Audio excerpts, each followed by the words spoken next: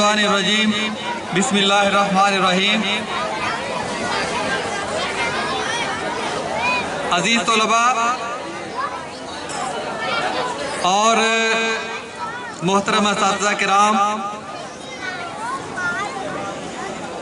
ایک دفعہ پیغمبر صلی اللہ علیہ وسلم اپنے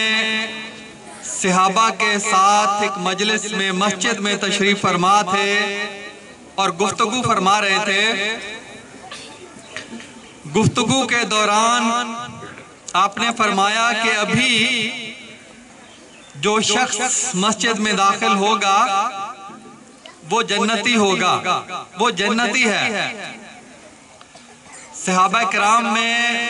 بڑا اشتیاق پیدا ہوا، تجسس پیدا ہوا یہ دیکھنے کے لیے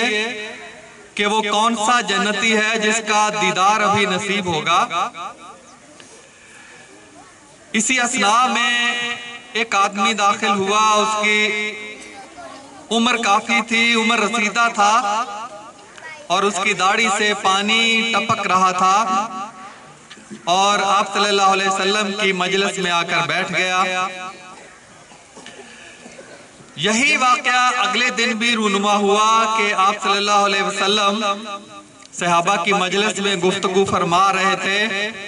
پھر آپ نے گفتگو کے دوران فرمایا کہ ابھی جو شخص آئے گا وہ جنتی ہوگا۔ پھر وہی شخص آیا اسی طرح سے کہ اس کی داڑھی کے بالوں سے پانی ٹپک رہا تھا، اور وہ آپ کی مجلس میں بیٹھ گیا خاموشی سے آ کے۔ یہی واقعہ تیسرے دن بھی رونما ہوا، اور ایک صحابی نے تو فیصلہ کر لیا کہ وہ کون جنتی ہے، میں اس کے گھر جا کر رہوں گا۔ اس نے اس جنتی صحابی سے کہا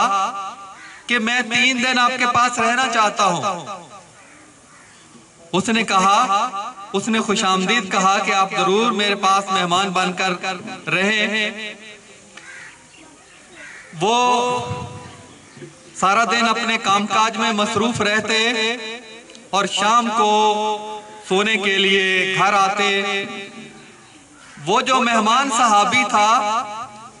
اس نے دیکھا کہ یہ شخص جس کے بارے میں اللہ کے رسول صلی اللہ علیہ وسلم نے فرمایا کہ یہ جنتی ہے،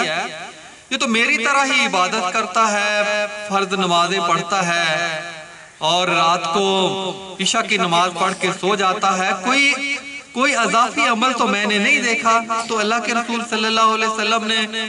اس کے بارے میں جنت کی بشارت دنیا میں ہی دے دی ہے۔ اور اگلے دن بھی یہی کچھ دیکھا۔ 3 دن گزر گئے، 3 دن میں اس مہمان صحابی نے کوئی ایسی خاص چیز نہیں دیکھی، کوئی ایسا اضافی عمل نہیں دیکھا جو اس کی سمجھ میں آیا ہو، جس کی بنیاد پہ اس صحابی کو جنت کی بشارت دنیا میں اللہ کے رسول نے دی ہے۔ تو وہ مایوس ہو کر جانے لگا، کہنے لگا یار کیا تم میں ہے چیز ایسی خاص جس کی بنا پہ اللہ کے رسول نے، کیسا خاص عمل ہے جس کی بنا پہ اللہ کے رسول نے تمہیں جنت کی بشارت دی ہے؟ اس نے کہا مجھے تو معلوم نہیں ہے، میں تو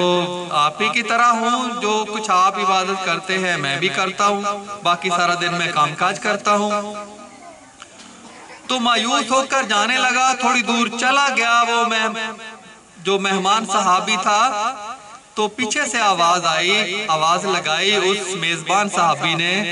جس کے بارے میں جنت کی بشارت اللہ کے رسول نے فرمائی تھی۔ فرمایا بات سنو، اور تو کوئی میرے پاس نہیں ہے، کوئی خاص عمل نہیں ہے تمہاری طرح، لیکن میں ایک کام میں کرتا ہوں کہ میں لوگوں کے بارے میں اپنے دل میں کینہ، بغض اور حسد نہیں رکھتا، اپنے دل کو صاف رکھتا ہوں۔ عزیز بچوں، یہ غور کرنے کی بات ہے کہ ہم جنت کے بھی متلاشی ہیں، ہم بڑی دیگیں چڑھاتے ہیں، بڑی خیرات کرتے ہوئے لوگ دیکھتے ہیں، کوئی فوت ہو جائے تو زندگی میں پوچھتے نہیں ہیں، فوت ہونے کے بعد پھر خیرات کے انبار لگا دیتے ہیں، غریبوں میں کپڑا تقسیم کرتے ہوئے، غذائیں تقسیم کرتے ہوئے نظر آتے ہیں۔ لیکن جو جنت میں لے جانے والی چیز ہے جس کے بارے میں دنیا میں نماز پڑھنے والے کے بارے میں نہیں یہ ارشاد فرمایا کہ اس کو جنت دنیا میں جنت کی بشارت دی، اور روزہ رکھنے والے حج کرنے والے بے شمار لوگ ایسے ہیں، لیکن ہم اپنے دل کو ٹٹولے، ہم سب کے دلوں میں دوسروں کے بارے میں کسی نہ کسی طرح سے حسد کینہ اور بغض بھرا ہوا ہے۔ مسجدوں میں چلے جائیں، ایک مسجد کے لوگ دوسری مسجد کے لوگوں کے بارے میں دل میں حسد کینہ بغض عداوت رکھے ہوئے بیٹھے ہیں،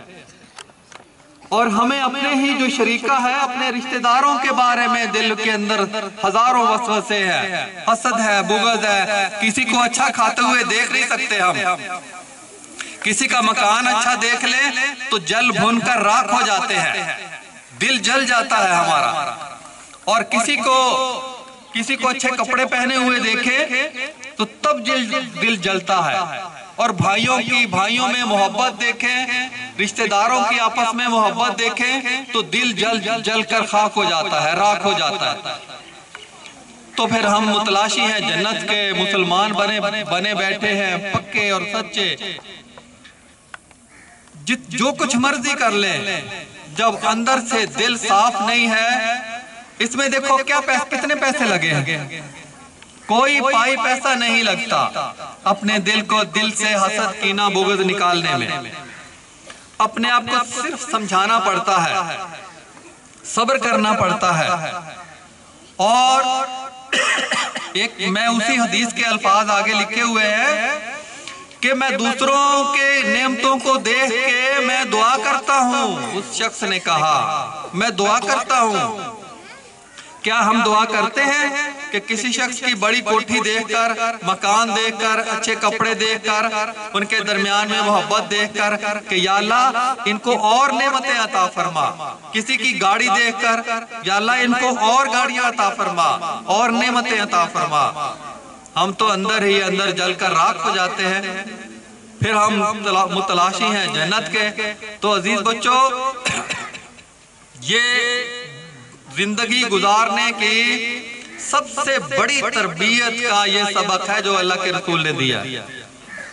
سب سے بڑی تربیت ہی یہ ہے کہ آپ اپنے ہی بھائیوں کے بارے میں، ارد گرد کے لوگ جو ہے آپ سے ہزار اختلاف ہو ان کا، لیکن ان کے بارے میں دل آپ کا صاف ہو، نہ آپ کے دل میں حسد پیدا ہو، نہ آپ بغض رکھے، نہ کینہ رکھے، نہ عداوت رکھے، تو جنت اللہ کے رسول صلی اللہ علیہ وسلم جنت کی بشارت آپ کے لیے بھی ہے۔ یہ واقعہ اس لیے سنایا گیا کہ جو بھی جنت لینا چاہتا ہے اس کو یہ فارمولہ عطا فرما دیا، رسالت مآب صلی اللہ علیہ وسلم کی بارگاہ نبوت سے عطا ہونے والا ایسا فارمولہ ہے جو سیدھا انسانوں کو جنت میں لے جاتا ہے۔ میری اللہ سے دعا ہے کہ اللہ تعالی ہمیں حقیقی معنوں میں اسلام کو، اسلام کی تعلیمات کو اور آپس میں محبت پیدا کرنے والے جو عوامل ہیں ان پر عمل کرنے کی توفیق عطا فرمائے۔ وما علینا الا البلاغ المبین۔